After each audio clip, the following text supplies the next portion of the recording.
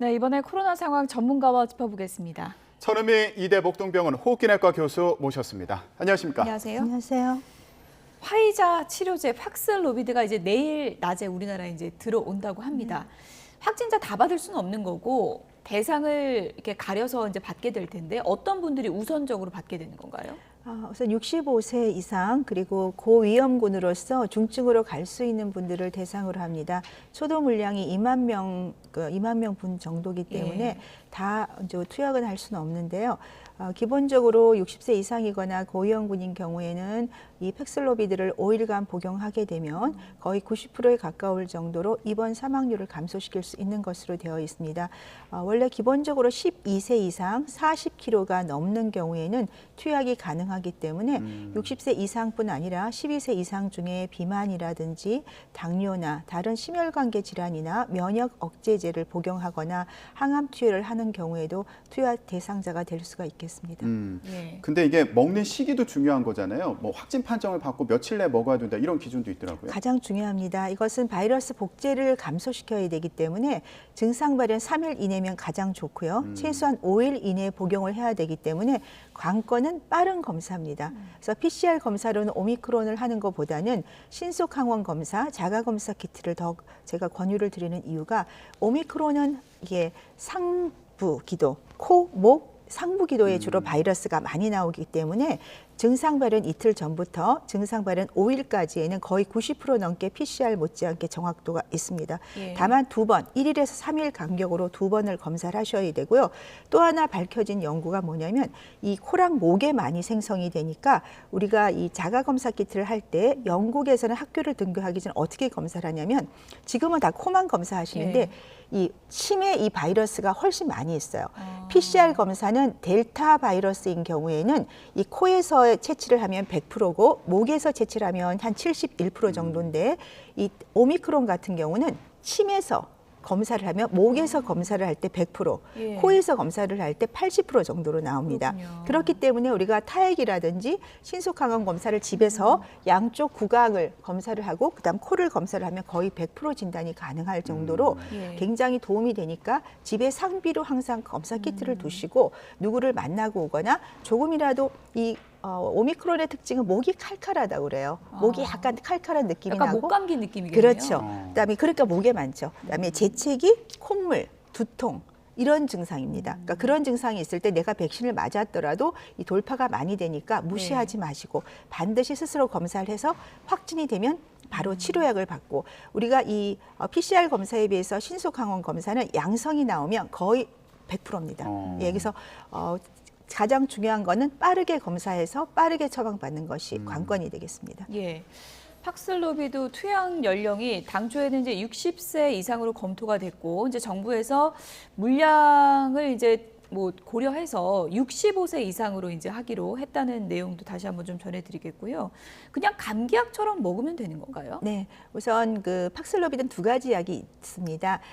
코로나19를 감소시키는 약과 그 약물의 효능을 높이기 위해서 오랫동안 대사를 이제 감소시켜서 오랫동안 하는 두 가지 약이 같이 있기 때문에 예. 그 약 세 알을 하루에 2번, 5일간 복용하시면 되는데 네. 아시지만 이 약제의 어떤 상호작용 때문에 예. 우리가 불가피하게 투약을 못하는 경우가 있고요. 특히 간이나 신장이 나쁜 분들은 금기 사항이 되기 때문에 이러한 경우는 우리가 몰리피라비르를 사용한다든지 아니면 진료센터에서 델타인 경우에는 항체 치료제를 주사 맞고 오미크론이 활성화되면 주사센터에서 렘데시비르는 지금 입원 환자, 산소를 투여하는 환자에만 적응증이 있는데 임상 연구에서 입원하지 않은 외래 환자에서 3일간 주사를 했을 때 네. 87%의 입원율 감소가 있기 때문에 우리는 이 약뿐 아니라 이 약을 투여받지 못하는 분들에 대해서는 항체 치료제와 렘데시비라는 주사가 있어서 그걸 정부가 폭넓게 지원을 해주면 좋겠습니다. 이제 무기가 좀 다양화됐군요. 여러 개가 예. 생겼습니다.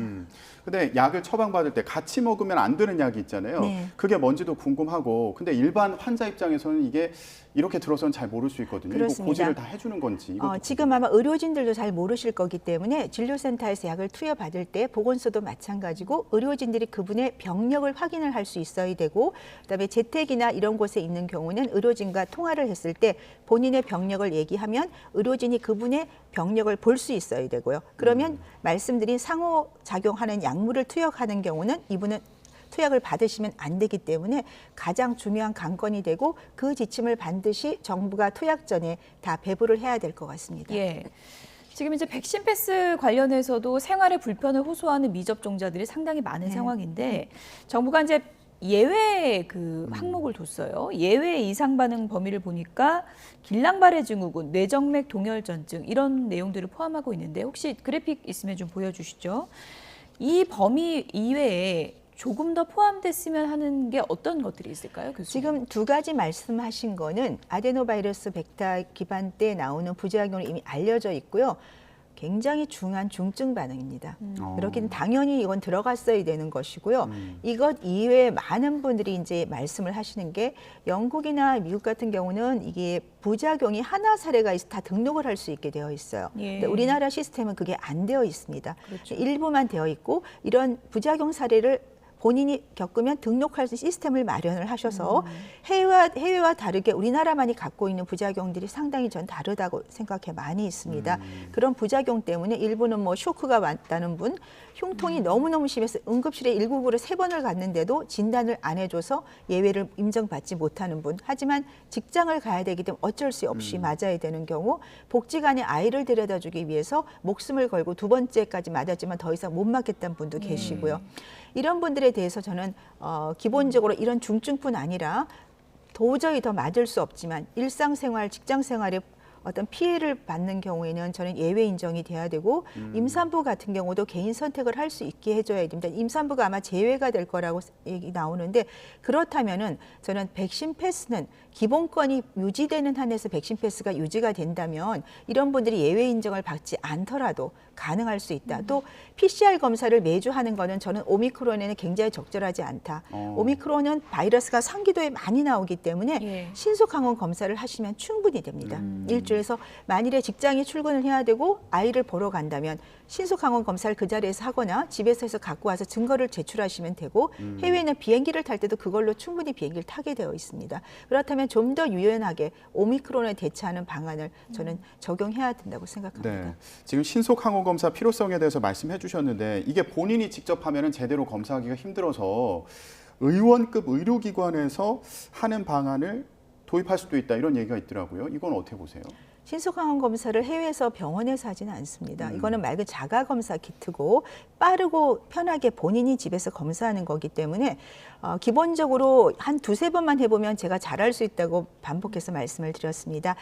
그래서 우선 본인이 검사해서 빠르게 양성이 나오면 어차피 약을 받으러 병원에 이제 가시는 시스템으로 바뀔 거예요. 독감처럼. 그럼 병원에서 한 번 더 확인을 할 수는 있죠. 그래서 병원에서 한 번 더 양성이 나오면 바로 그 자리에서 투약을 받는 그런 시스템은 가능하지만 본인이 검사하지 않고 반드시 의료진에서 검사한 것만 우리가 확인을 해주는 거는 저는 개인적으로는 같이 병행하는 것이 더 좋을 것 같습니다. 교수님 끝으로 이것도 좀 짚어볼게요. 이제 오미크론 확진자가 엄청 많이 늘어나면 접촉자도 그만큼 늘어나지 않겠습니까? 그래서 뭐 일상에서 정말 키트를 매일 써야 될 상황이 올 수도 있는 건데 사실 이게 저도 약국 가서 사보니까 비용이 좀 비싸더라고요. 네, 비쌉니다. 예. 그래서 미국 같은 경우는 무료로 5억 개 배부도 하고 영국도 학생들 다 무료로 배부하거든요. 그러니까 정부가 무료로 배부하게 많이 부담이 되신다면 기숙사나 학교 이런 데는 조금 무료로 배부하되 네. 개인적으로는 우리가 그 임신 키트는 사실은 좀 저렴하거든요. 네, 그 정도 가격으로 낮춰주신다면 많은 국민들이 상비 제품처럼 집에 두고 사용할 수 있을 것 같습니다. 특히 학교나 학원에 좀 학생들을 위해서 좀 배치해 주시면 어떨까 그런 생각도 드네요. 여기까지 정리하겠습니다. 천은미 이대목동병원 호흡기내과 교수였습니다. 고맙습니다. 감사합니다.